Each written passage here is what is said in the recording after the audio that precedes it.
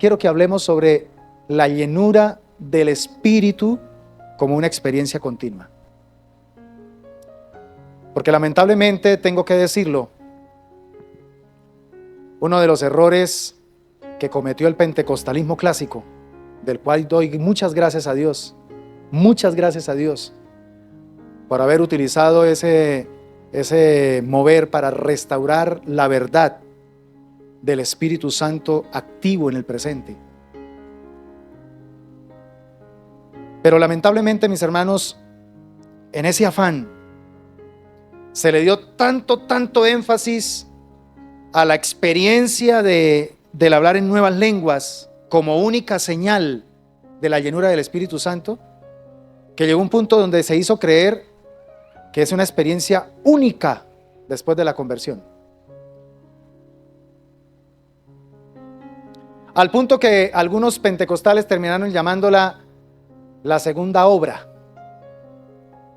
¿Sí?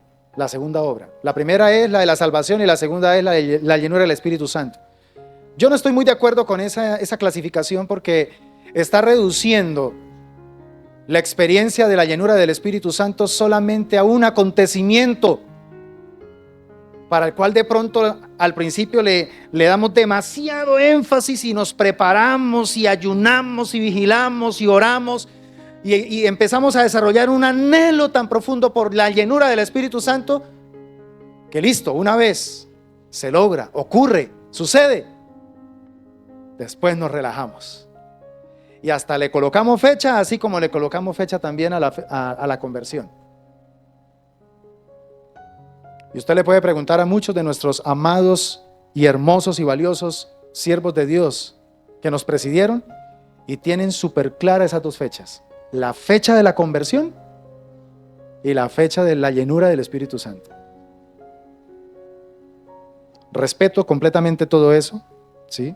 Fue necesario en su momento, cumplió un papel vital en su momento, pero los tiempos cambian. Y es importante entender entonces algo que ellos no entendieron, los pioneros del mover pentecostal. Y es que la llenura del Espíritu Santo no debe ser circunscrita a una sola vez, a una sola experiencia, a un solo momento, sino que tiene que buscarse como una experiencia continua. Uno mira en el libro de los Hechos y se puede dar cuenta que definitivamente hubo varios momentos donde hubo llenura del Espíritu Santo. ¿Sí? Hay un caso que a veces casi no lo tenemos bien claro, y es que, los 120 que fueron llenos del Espíritu Santo allí en el aposento alto, muy probablemente fueron los mismos junto con otros que se unieron a orar. Escúchame esto, a orar y a clamar por los apóstoles que estaban siendo perseguidos. Y entonces en sus oraciones, ¿qué le decían a Dios? Señor, concédeles a tus siervos denuedo, valor, para que mientras predican tu palabra ocurran señales, prodigios, maravillas. Y estaban siendo perseguidos, amenazados de muerte. ¿Y sabe qué dice la Escritura después de esa descripción? Cuando hubieron terminado de orar, aquel lugar tembló y todos fueron llenos del Espíritu Santo.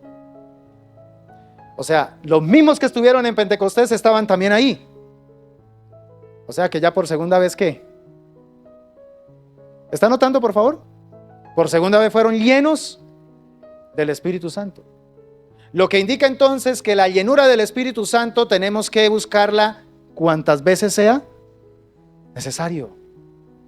Si usted siente en estos últimos días un opacamiento, como una pereza, como que se siente muy distraído de ciertas cosas o por ciertas cosas en cuanto a las cosas de Dios, desalentado, desanimado, como casi no siente el deseo ni de venir a la iglesia, ¿cierto? Cualquier cosita lo distrae usted de su prioridad de congregarse, de buscar el rostro de Dios, de orar diariamente, de estudiar la palabra, de apartar tiempo para buscar de Dios. Yo creo que ese es el momento más adecuado para volver a ayunar y buscar el rostro de Dios para que venga una manifestación de la llenura del Espíritu Santo. En lugar de estar quejándose y en lugar de pronto de estar haciéndose la víctima, o en lugar de estar diciendo, ay, yo no sé qué está pasando, ay, es que me siento. Use más bien esa circunstancia para decirle, Señor, necesito el retanqueo. Necesito otra vez llenarme. Y gloria a Dios porque ahora el Espíritu Santo lo tengo aquí todo el tiempo. Y soy yo el único responsable de que el Espíritu Santo se active en mí o se mantenga pasivo. Ahí está el Espíritu Santo. A ver, dígase a usted mismo, diga, aquí estás, Espíritu Santo. Pero ¿qué vamos a hacer con el Espíritu Santo? ¿Lo vamos a seguir manteniendo ahí como la Cenicienta? ¿O vamos a permitir que Él se active y que Él haga su obra, la obra que Él solo sabe hacer? ¿Me está entendiendo lo que le estoy diciendo, mi hermano? Si usted se siente desanimado, no le eche la culpa a nadie. Busque más bien la solución. Usted la tiene ahí dentro. El Espíritu de Dios está sobre ti. Él te ha ungido. ¿Cuántos dicen gloria a Dios? Entonces nos damos cuenta que definitivamente la llenura del Espíritu Santo es una experiencia que debe ser algo muy diario en nosotros.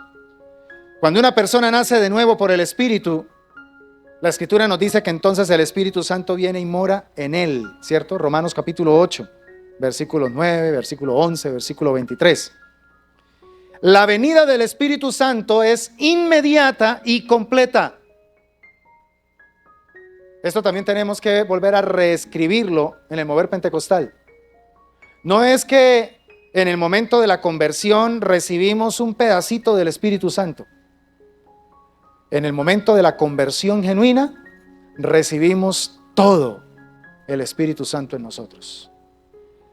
El Espíritu de Dios viene y entonces entra a formar parte de nuestro ser. Y ahí es donde ocurre el nuevo nacimiento, porque entonces la naturaleza de Cristo se manifiesta en nosotros a través de la presencia del Espíritu Santo. Pero la llenura del Espíritu Santo, que ya no la vemos como una experiencia única, sino como ahora una búsqueda constante todo el tiempo, y entre más pasa el tiempo en esta vida, más tenemos que anhelar esa llenura. Entonces está relacionada con la manifestación de su poder. Está relacionada con la manifestación de su gloria en nosotros. Una cosa es tener al Espíritu Santo de Dios aquí viviendo adentro, y otra cosa muy diferente es permitir que el Espíritu Santo de Dios se mueva con total libertad en mi vida y a través de mi vida. ¿Notan la diferencia? Muchos creyentes lamentablemente se conforman solamente con tener al Espíritu Santo. Ah, bueno, ya, listo, soy sellado. Porque solamente lo único que anhelan es ser salvos. ¿Qué visión tan corta? El verdadero cristianismo nos enseña que Dios nos salvó para algo. Dios nos salvó para honra y gloria de su nombre. Y por eso nos dio su Espíritu, para que entendamos que no es solamente ser salvos del infierno, sino que ahora empezar a ser útiles y siervos fieles en su propósito. Y la única manera de ser siervos útiles y fieles en su propósito es a través del Espíritu Santo de Dios. Entonces esto me llama la atención porque muchas veces nosotros limitamos la obra del Espíritu Santo, la limitamos a nuestro proceder, o a nuestro sentir, o a nuestro punto de vista, y entonces fallamos en uno de los mandamientos muy claros que hemos recibido de parte de Dios a través del apóstol Pablo, y es a vivir en el Espíritu. Solamente se puede vivir en el Espíritu dependiendo completamente del Espíritu. Si yo tengo al Espíritu Santo ahí por dentro, ahí en mi corazón, en mi vida, en mi cuerpo, ¿lo tengo pasivo? Pues yo soy el que voy a vivir una vida cristiana según mis merecimientos, según mi forma de pensar. Por lo tanto, mis hermanos, hablando de esta verdad, de una experiencia continua en la llenura del Espíritu Santo, debemos buscar que nuestra copa esté rebosando. Dígale a la persona que está a su lado, tu copa tiene que estar rebosando. Tiene que estar rebosando. No se conforme con menos.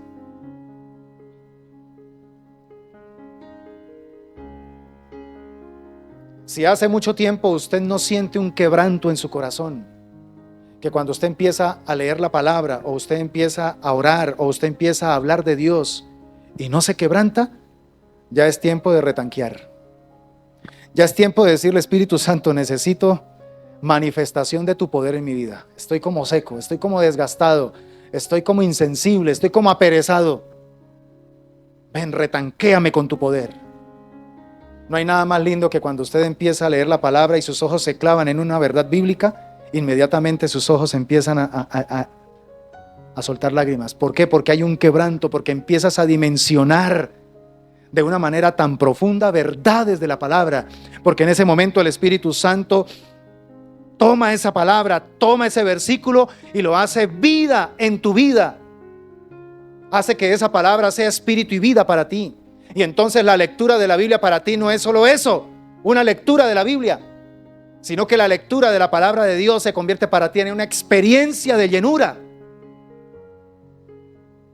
Nuestros tiempos de oración privada, nuestros tiempos de intimidad allá, de cerrar el cuarto para estar a solas con Dios, deberían ser siempre experiencias de intimidad, de llenura del Espíritu Santo, donde nos quebrantemos, donde seamos capaces de parar todo lo que hacemos y lloremos delante de la presencia de Dios.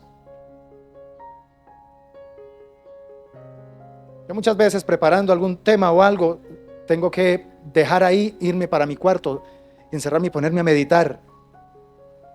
Y a veces viene la lucha, pero no ha terminado el sermón, termínelo. Y el Espíritu Santo me dice, yo soy el sermón. Te interrumpí porque quiero que experimentes algo que va a servir para tu sermón. Una experiencia real con la presencia de Dios. Hermanos, el Espíritu Santo tiene que ser real para nosotros. Tenemos que conocerlo. Amemos al Espíritu Santo. Él está aquí con nosotros y está en nosotros. Respetémoslo. Temámoslo. Démosle el lugar que Él merece en nuestra vida. Seamos sensibles al Espíritu Santo de Dios. Nos quejamos muchas veces de que no tenemos claridad para tomar decisiones. Nos quejamos muchas veces de malas decisiones que tomamos. Pero la pregunta correcta para hacernos es, ¿hemos sacado tiempo para escuchar al Espíritu Santo? ¿Le hemos consultado al Espíritu Santo? ¿Le hemos preguntado al Espíritu Santo cuál es su guianza? ¿Cuál es su voluntad frente a lo que vamos a decidir? Vivimos un cristianismo, yo diría, muy barnizado, de cositas bonitas, de versículos bonitos. Esa es la moda hoy día, ¿cierto? Colocar en estados de Facebook versículos, para que los demás digan, tan espirituales, hermano. Puro barniz. Yo sé que no siempre es así, perdóneme, pero estoy pensando en voz alta.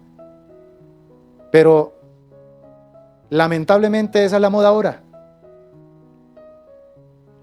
Y lo más triste es que uno se sorprende, aunque yo no me la paso mirando las redes, pero uno a veces se sorprende de que cierta persona colocó un día un versículo tan hermoso, un pensamiento espiritual tan lindo, y al otro día colocó una indirecta. Y ya uno define cuál es la dinámica de su espiritualidad. Una espiritualidad que no tiene nada que ver con la llenura del Espíritu Santo, sino que es una espiritualidad basada en su propia carne, en su propio deseo.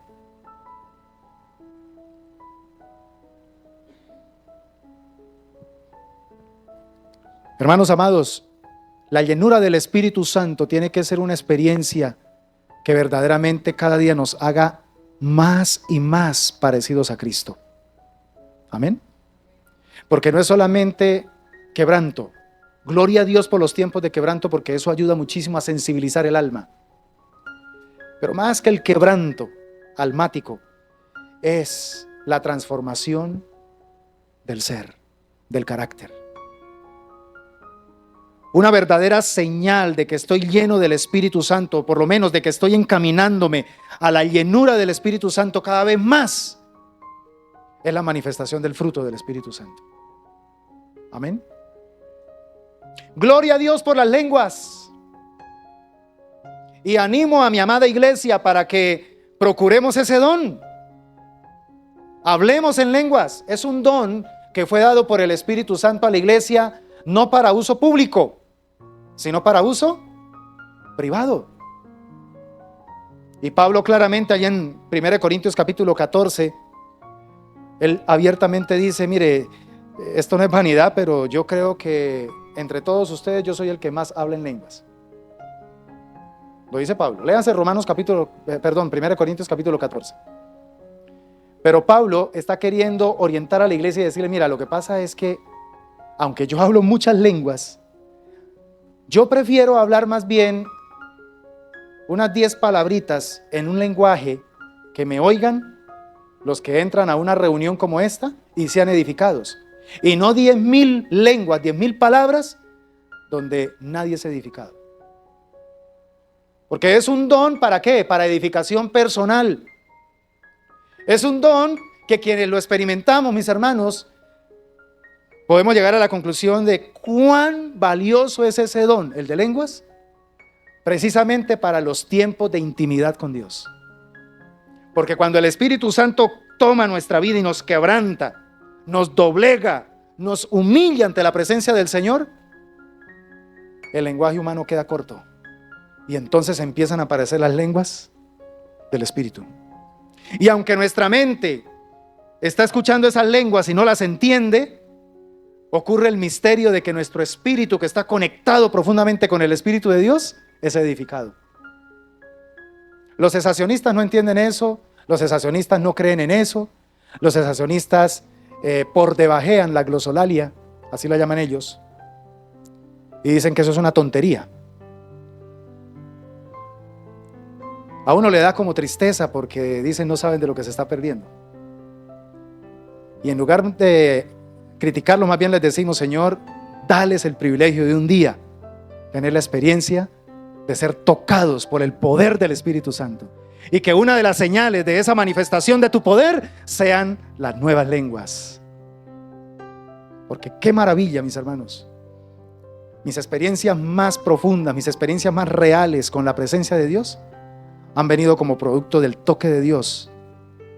Es como si Él con su dedo lo tocara a uno y empieza uno a hablar en otras lenguas.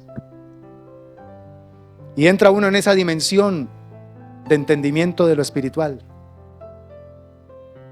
De tal manera que cuando termina esa experiencia, a mí me ha pasado, salgo de mi cuarto y empiezo a echar cabeza. ¿Por qué fue que yo entré allá? ¿A qué fue que yo entré a pedirle al Señor? A ver, ¿cuál fue la petición por la cual yo decidí sacar este tiempo para ir delante de Dios? Y cuando por fin me acuerdo cuál era el propósito de ir a la presencia de Dios para pedirle algo, miro y digo, ¿por eso yo estaba afanado? ¿Eso me robaba la paz? ¿Eso tenía el poder de quebrantar mi espíritu? Porque ahora, hermanos, tuve la experiencia de estar en la misma presencia de Dios, ser uno con Él. ¿Me entiende por qué es tan importante la experiencia del Espíritu Santo y de su llenura diariamente? ¿Sí me está entendiendo, iglesia? Porque los veo así como asustados.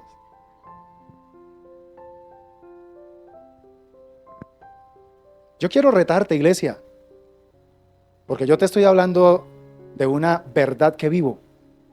Esto no es información, es una experiencia real, mis hermanos. Yo le doy la gloria al Señor por haberme formado en un mover donde se le daba libertad al Espíritu Santo. Sí, vi también muchos excesos, ¿sí? Vi también muchas modas por ahí raras y extrañas. Pero todo eso me ayudó para ir creciendo y formando un criterio equilibrado. Donde yo sé que si realmente se manifiesta el Espíritu Santo hay que dejarlo obrar. Porque ¿quiénes somos para impedirlo de manera pública? Pero también si va a haber desorden, también puedo tener la autoridad ¿para qué? Para ordenar. Porque Dios es un Dios de orden. Pero eso no significa que entonces estemos todo el tiempo limitando a Dios en una estructura. Hay que permitir al Espíritu Santo de Dios también hacer su obra, como lo dice en Isaías, su extraña obra, hacer su operación, su extraña operación. Y cuando permitimos entonces esa experiencia continua de la llenura del Espíritu Santo, nos damos cuenta, mis amados hermanos, algo muy hermoso, y ya voy terminando con esto. Nos damos cuenta de que nuestra salvación, escúchame esto, nuestra salvación es muchísimo más valorada. Cuando yo entiendo la importancia del Espíritu Santo en mi vida, entonces empiezo a comprender por qué fue necesario que Cristo muriese por mí en la cruz del Calvario. Y cuando empiezo, por la ayuda del Espíritu Santo que me está llenando todos los días, a comprender el valor de la salvación, ¿sabes a mí qué ocurre?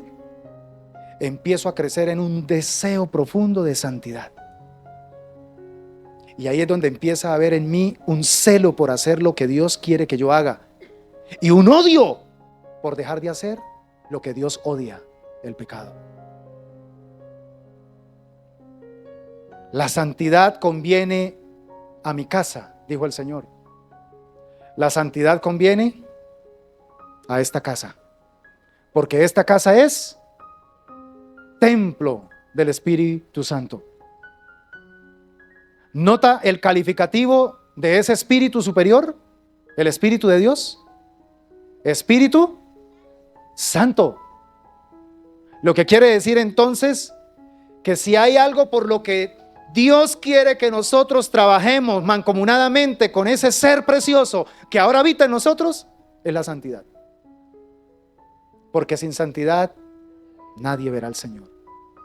Sin santidad no vamos a poder tener el privilegio de disfrutar de esa presencia gloriosa. Y esa santidad tiene dos facetas.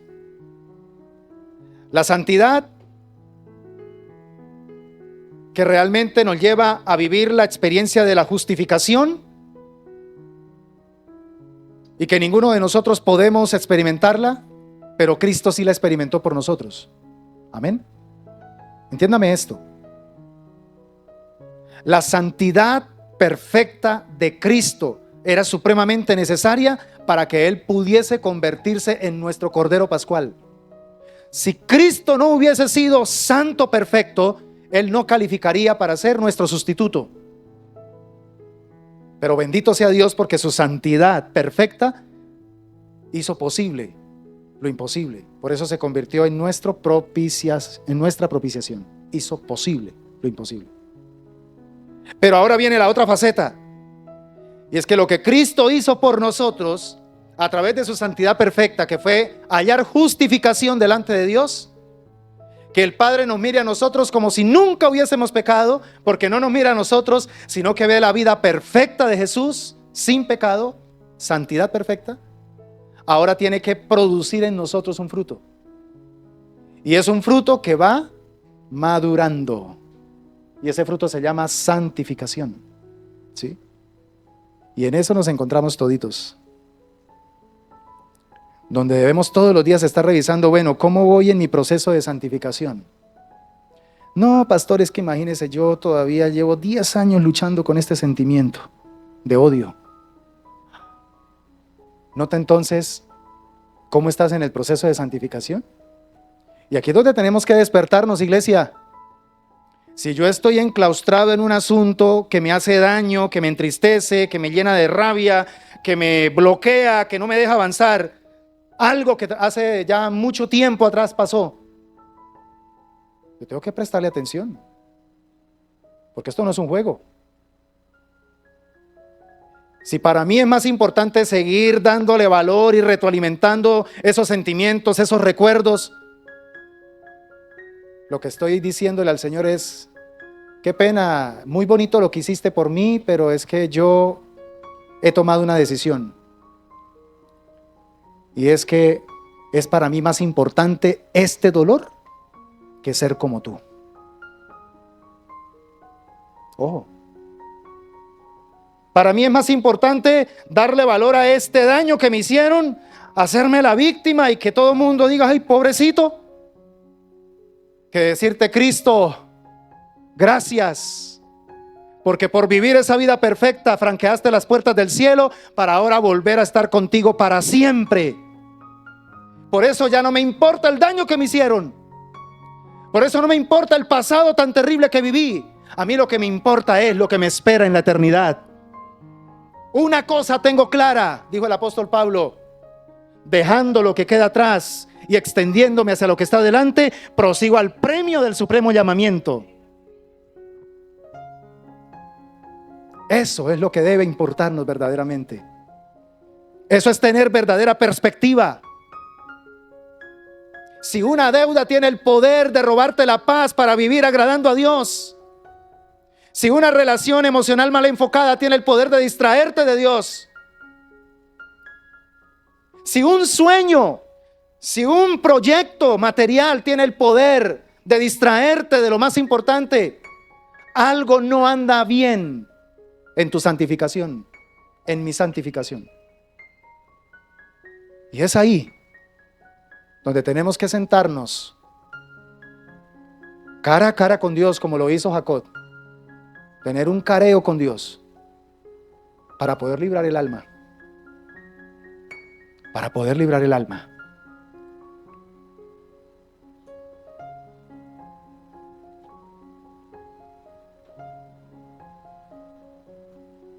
Y si logramos hacer eso, vamos a poder, como Sansón, lograr extraer dulzura de ese león. Eso es lo lindo de Dios. Que cuando permito que el Espíritu de Dios me llene diariamente, aunque tenga que enfrentar ese león, el Espíritu de Dios está sobre mí, como lo estuvo con Sansón, y despedazaré ese león. Y en lugar de ese león llegar a pretender devorarme, va a terminar produciendo miel. Va a terminar produciendo algo dulce. ¿Cuántos han vivido esa experiencia? Cuando han dejado todo en las manos de Dios. Cuando han permitido que la llenura del Espíritu Santo tome control de las cosas. Dios puede sacar miel de ese león que te agobia, que te angustia. Quiero que cierres tus ojos, por favor. Padre, aquí estamos delante de ti. Necesitamos, Señor, que manifiestes tu poder, que manifiestes tu gloria en nuestros corazones.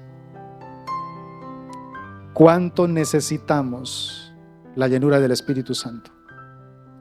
¿Cuánto necesitamos la llenura del Espíritu Santo?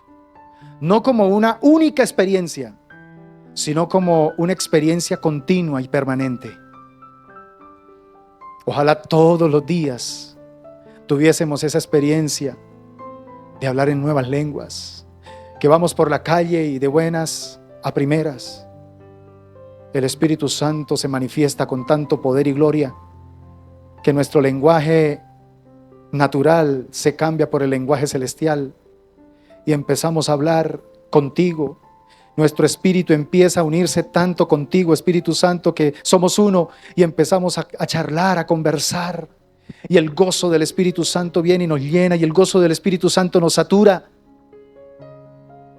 Y cuando nuevamente nos reconectamos con la realidad, empezamos a ver la realidad como debe ser vista, con la verdad de Dios, no con nuestros ojos, sino con la verdad de Dios.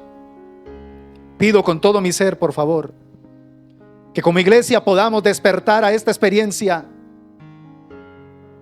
Que como iglesia, Señor, empecemos a volvernos celosos de la presencia de Dios. Nos estás hablando durante todo este año sobre un apasionamiento por tu presencia. Necesitamos, Señor, valorar. Necesitamos, Señor, priorizar tu bendita presencia en nuestra vida.